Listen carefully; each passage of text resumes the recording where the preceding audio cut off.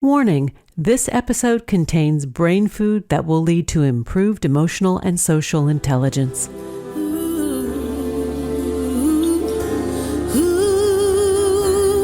Hello and welcome to our new short format servings of consciously prepared brain food designed to improve your mental fitness. This is Lisa Cypers Kamen, your host. For more than 12 years, we've been proudly and consistently crafting harvesting happiness and sharing it with you. Each week, we spotlight diverse thinkers and doers who are contemporary trendsetters and change agents devoting their lives to creating a better world in which to live. We invite you to listen up and change the way you think about human happiness. Our award-winning content is fresh, optimistic, and purpose-driven media that promotes well-being from the inside out. Alrighty then, let's dive in. This episode offers psychosocial education designed to inspire and motivate our listeners. The information provided does not constitute a therapeutic relationship nor a substitute for professional mental health care. If you are experiencing a mental health crisis, call 911, go to your nearest emergency room, or for listeners in the United States, text 988 for the National Suicide and Crisis Lifeline. This conversation originally aired in April of 2021. Good morning, good afternoon, and good evening, wherever you are. Thanks for joining me on today's show, where you will learn about the mechanics of change, examining the adaptable mind, with my guest today, Dr. Richard Lane, MD. He is a clinical psychiatrist and psychotherapist trained in cognitive neuroscience and emotion research, whose research has focused on brain mechanisms of emotion and emotion regulation, emotional weariness, neurovisceral integration, and the mechanisms by which emotions influences susceptibility to sudden cardiac death.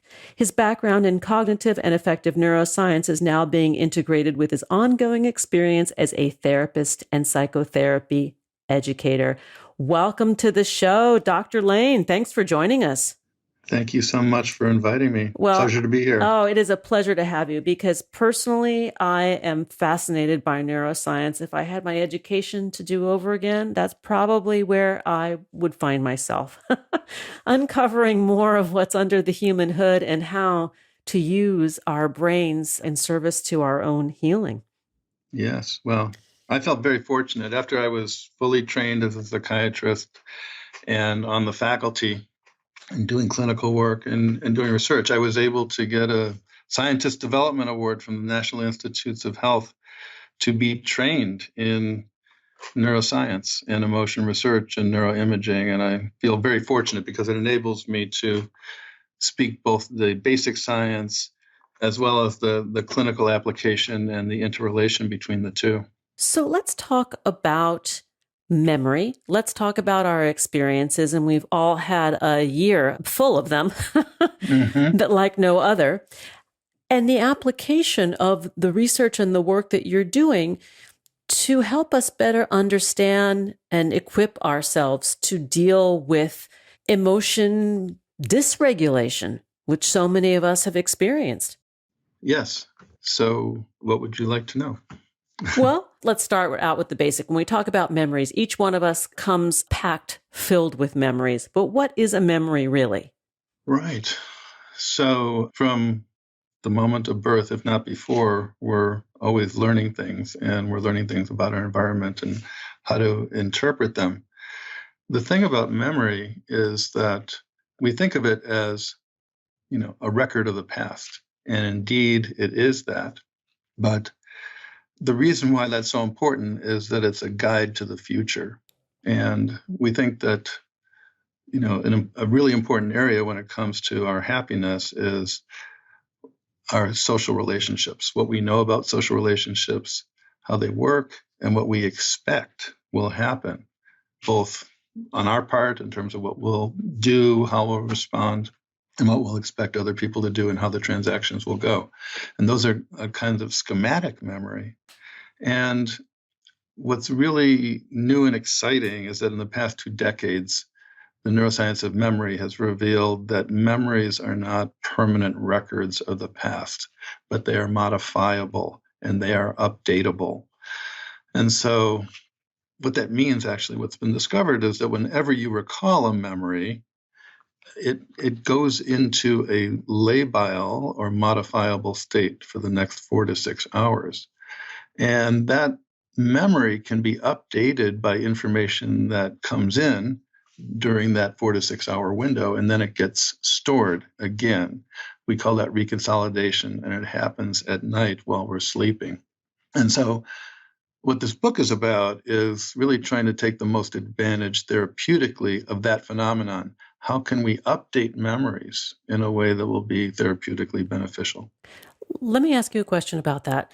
Because what I'm hearing you say is then we have an experience, and usually we're trying to rewrite negative experiences, right? Not necessarily positive experiences, because they're positive and they're juicy and we savor them and we love them. But when bad things happen, what you're saying is that there is a window of opportunity where we can rewrite the narrative or work with what has happened.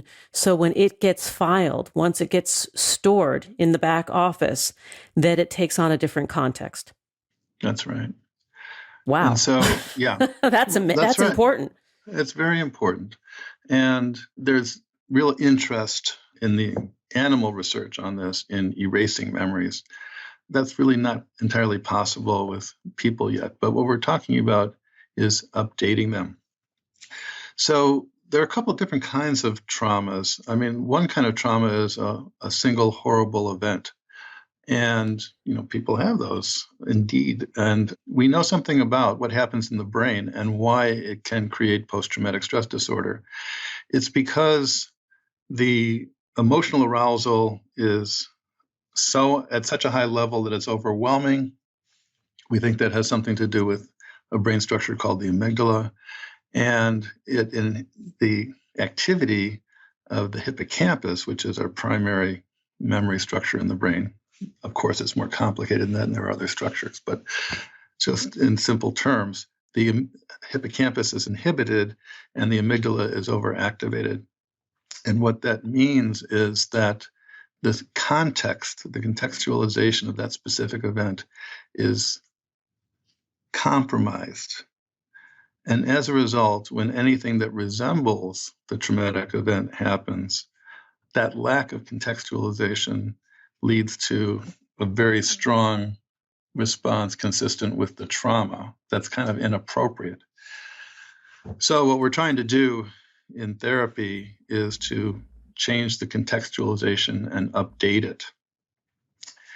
And a really key point in our proposal is that the way to change memories from the past is to activate the old memory, what happened, but also the very painful emotions associated with it, and to fully experience that.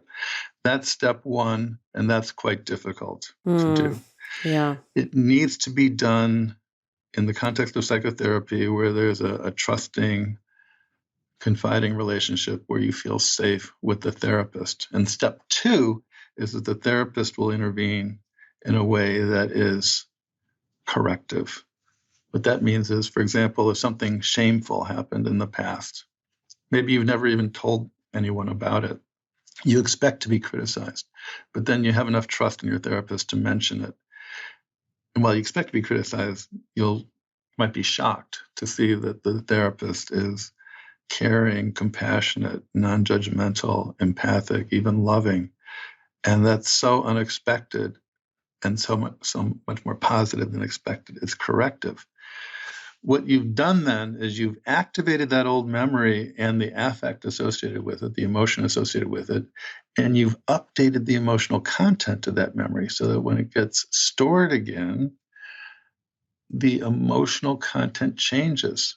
What that means then is, following that, you might approach difficult situations again in a slightly different way. You might be a little bit more trusting, less inclined to avoid, more open to what might be possible. And lo and behold, as a result of overcoming the avoidance, you have more positive experiences that contribute to the building of a revised schema. And how much or what part of the therapeutic relationship calls for the repetition of the story. What you're saying is that we keep telling the story till the charge is reduced? Or So that's a really interesting question. I think that for starters, it's certainly very useful to explicitly recall the memory.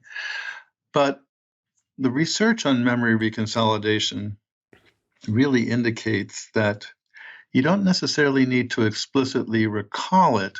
What you need to do is to have it be reactivated by a reminder, something that will connect to the memory but won't necessarily lead to explicit recall. So for example, it's not unusual for clients in psychotherapy to view the therapist, in ways consistent with how they experienced a parent in their childhood. And so to have that same kind of feeling for the therapist that's similar to the parent would be an indicator that there's a reminder process going on, which would mean that that reminder is activating the memory enough so that it can be modifiable. it makes total sense. And when we talk about going back to the corrective emotional experience, something bad has happened in the context of therapy. That event is reprocessed. And I think what you're saying is in a way repackaged and replaced with a positive memory or enhanced. Let's maybe, because you can't really erase it, you enhance it, right? With something that is more positive. Right. The thing to know about memory is it's, amazing, mental phenomenon. A memory is not stored like a book on a shelf, but rather it's represented in the brain in multiple systems. So you might think about a past event. There's visual information. There's a soundtrack associated with it. People are moving around, and there's emotions. And we're not trying to change the memory of what happened, but what we are trying to do is we're trying to update the emotional component and transform the emotional component. And I think it has to happen bit by bit. I don't think that it all changes immediately, but I think that repetition and continuing work in therapy, and then taking what you've learned in therapy and applying it in the outside world and having new and better experiences, because you'll start to perceive the situations a little bit differently. You'll maybe be more inclined to give other people the benefit of the doubt. You will have different kinds of emotional responses. And it contributes to a change in the schema. Let me make an important point about different kinds of memory. Before we do, I want to take a break because I want to come back, and I don't want to break you in the middle of an important thought. To learn more about Dr. Richard D. Lane and his work, he is also, I want to let everybody know, he is a professor at the University of Arizona Department of Psychiatry. You can find him on the website there.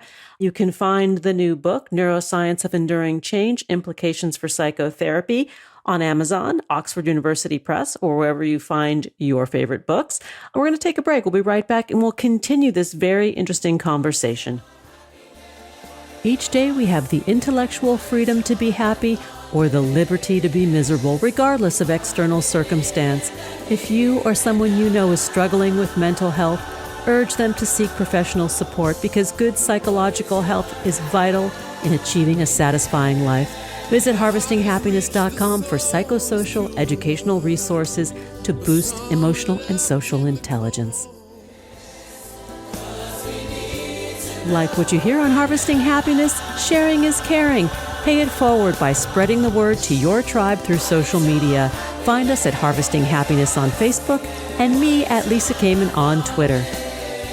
And we're back, continuing the conversation with Dr. Richard Lane. We're talking about the mechanics of change, examining the adaptable mind. Let's get back to it. And Dr. Lane, I want to just mention, as I did during the break, of a cartoon that I used to give my clients. And the cartoon is this. It's an image on the left of a really, really, really messy linen closet where everything is sort of strewn about. There's no order. Everything is in chaos. And the subtitle is, this is your brain on PTSD. And then on the other side of the page is a very neat and tidy, perfectly folded and organized closet. And the caption is, this is your brain after therapy. Mm-hmm. Mm-hmm.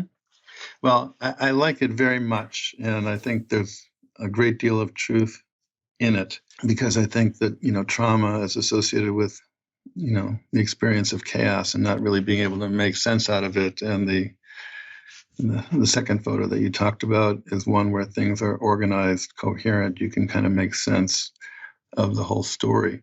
The one thing that I would add to this analogy, which I like very much, is if you added to the first paragraph a kind of blind spot, if you will, or kind of murky area where things weren't well defined at all. Because I think what characterizes trauma is, because of the way the brain is functioning at the time and being emotionally overwhelmed, there's all sorts of emotional meaning to the trauma that never gets processed, right? It certainly wasn't processed at the time. And so often people just keep these horrible experiences to themselves. But when you meet with a psychotherapist, you reactivate the memory in a safe context. And you also have the additional perspective of the therapist. And the key idea here is that in trauma, you formulate the emotions associated with the trauma for the first time, often in psychotherapy. Mm-hmm. So the example would be, you might have been overwhelmed with a feeling of fear, and that's all you can recall. But then later, when you review it with the therapist sometime later, you can think about the person who did this, what their background was. You might get in touch with feelings of anger or rage that were not feelings that you had at the time necessarily, maybe because it was such an emergency situation and you were so scared. But it is appropriate, and it's a kind of an elaboration of what made sense and contributes to healing. So let me elaborate further on and connect it to what we were talking about before, which is that so far we've really essentially been talking about like a single event trauma. One of the things we talk about in the book and in previous papers is how there are different kinds of memory. In particular, specific event memory is called episodic memory. But then there's what we call semantic memory or generalizable knowledge, which is a distillation, if you will, of a variety of episodic or single event experiences, right? So, for example, we use the example of a young child, very young child, going to a park and seeing a little flying creature, and it's yellow, it's got wings, it's got a beak. And then it sees another one that's a little bit bigger, it's red, a slightly different size, but it's got these common features of feathers and a beak. Over time, the child comes to recognize that there's a commonality and develops the concept of bird and learns the word bird. That's a distillation of different episodic experiences into a concept or generalizable knowledge, a semantic memory, if you will.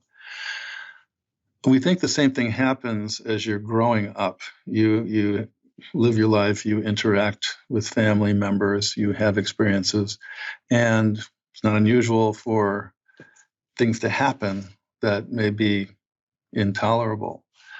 You develop what we call schematic memory.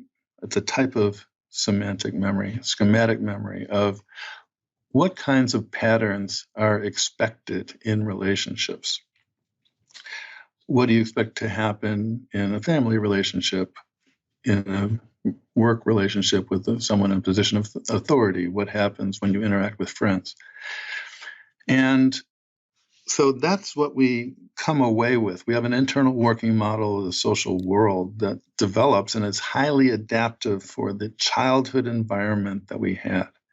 Then we grow up, we go out into the adult world, and our internal working model is the one that got developed in childhood. It was beautifully adapted to whatever was going on there, but can be problematic in the adult situation, which is often why people come in for help. So what we talk about is how there's this, we propose what's called an integrated memory model, which is that episodic memory or event memory, semantic memory or generalizable knowledge, and emotion, these three different functions are always interacting with one another. Okay. So essentially the key thing in psychotherapy, we talk about three processes. The first is to activate the old memory and the associated painful emotion. And that might be the kind of schema or semantic memory. Then you have a corrective emotional experience, right? So that's a particular kind of new event that's going to update that schema or semantic memory.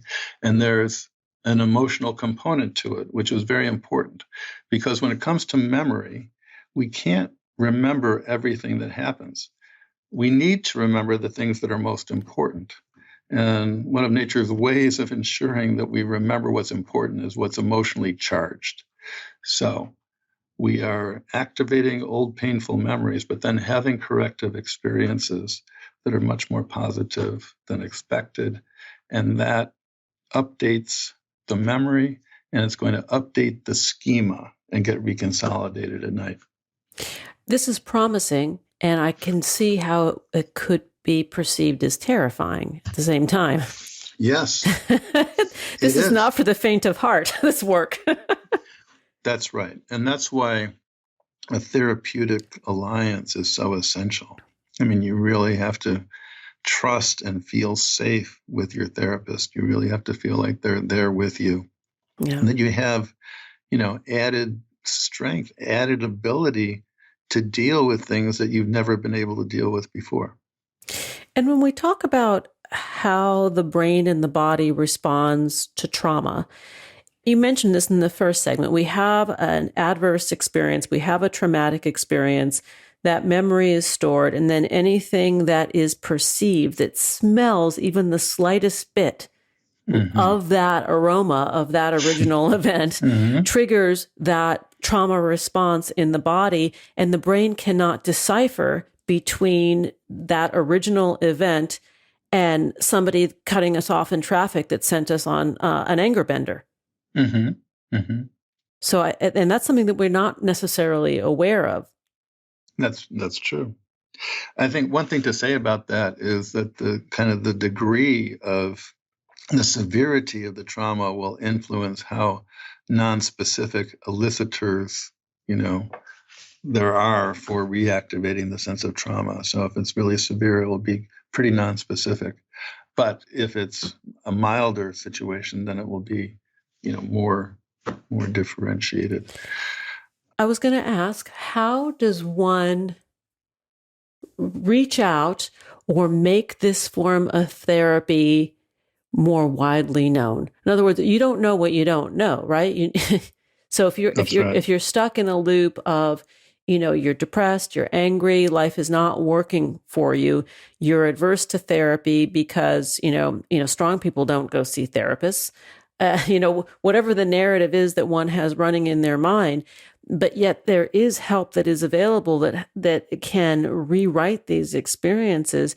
How do you encourage the public? How do you encourage people who are listening to find qualified help to do this? Well, I think certainly one way is to talk to your primary care physician and ask for a referral. I think another way is if you have insurance, medical insurance, to ask what kind of coverage you have for psychotherapeutic services, and to find providers that accept your insurance and then start looking into those people. There's no better way to find a good therapist than, a friend or colleague who's had a good experience with the therapist, to try them out. Again, that's not a guarantee because it really depends a lot on the specific chemistry between the two people, and that's sometimes hard to predict. On the other hand, therapists who have been, successful with a variety of people, and in particular have dealt with problems that, the person in question is dealing with. For example, grief. We had somebody who was a friend who was kind of grief-stricken, and who would I recommend? Well, of all the people that I know somebody I know of a therapist who did great work with somebody who was having trouble with grief. And so I made that recommendation. It's that kind of thing. And if you're not fortunate enough to have insurance, there are resources available that do have qualified therapists providing at low or no cost as well. Mm-hmm. I mean, I'm thinking of Give an Hour, for example, which is a nationwide organization that will offer help to people who don't have insurance. Mm-hmm. And there are mental health clinics that, take Medicaid, for example, and, for low income populations. So, I think you have to, I'm not very familiar with the resource that you mentioned, but it's great to know that there are such things.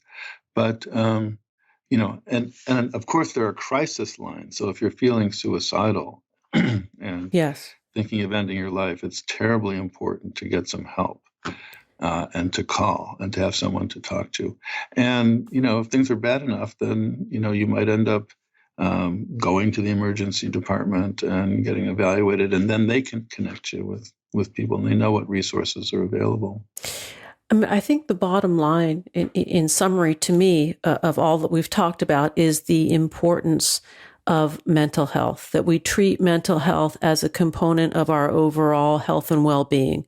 The well-being of our mind is as important as the well-being of our body. That if we treat our hearts with care, and we'd go and see a cardiologist, if we weren't feeling well, the same way we should be treating our minds. Yes, I think that's absolutely true. What we're adding with the book is the idea of enduring change. So there's no question that going to a mental health professional can be very helpful in the short term and to get some relief. And it's not uncommon for things like depression and anxiety disorders for you to get relief, but then to have a return of symptoms. Yeah. And of course, you can go back and get more help, which is what people do. But by virtue of advances in our understanding of memory and emotion and how the brain works, we're seeing a pathway for having therapy experiences that will really be enduring and, much less likely to have relapse. Thank you for spending part of your day with me. I appreciate and value the work that you're doing. The book we've been speaking of is The Neuroscience of Enduring Change, Implications for Psychotherapy. My guest today has been Dr. Richard D. Lane.